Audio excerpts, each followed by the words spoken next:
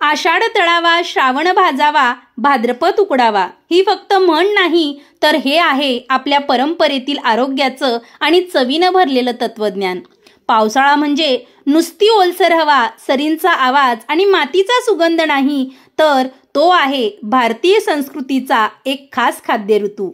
हा काळ आहे जिथं निसर्ग आपली लीला करत असतो आणि माणूस त्या लीलेचा रसनासंवेदी आनंद घेत असतो.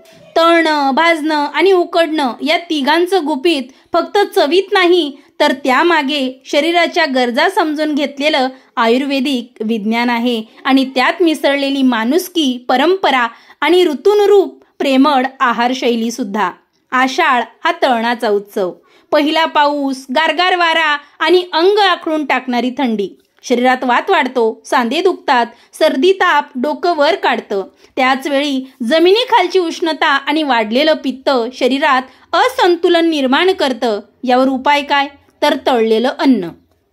तळलेलं अन्न हे आषाढातलं अमृत. कोलेस्ट्रॉल न वाढवता गरमागरम तळलेले पदार्थ शरीराला ऊब देतात, आतून स्निग्धता देतात आणि बाहेरून संरक्षण. तेव्हा याच महिन्यात बनवतात कुरकुरीत पुऱ्या, कांदा भजी, बटाटे वडे, तिखट शंकरपाळे, कुरड्या, पापड.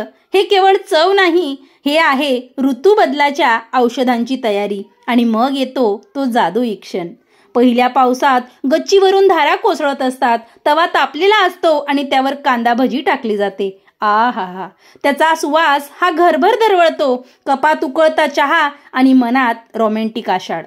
हा इन्स्टंट रोमॅन्टिक आषाढ डाएट तुम्हाला कुठल्याही मॅकलिन स्टार हॉटेलमध्ये सुद्धा मिळणार नाही. तो इथेच मिळतो, आपल्या आईच्या स्वयंपाकघरात, आपल्या संस्कृतीत आणि आपल्या ऋतू परंपरेत.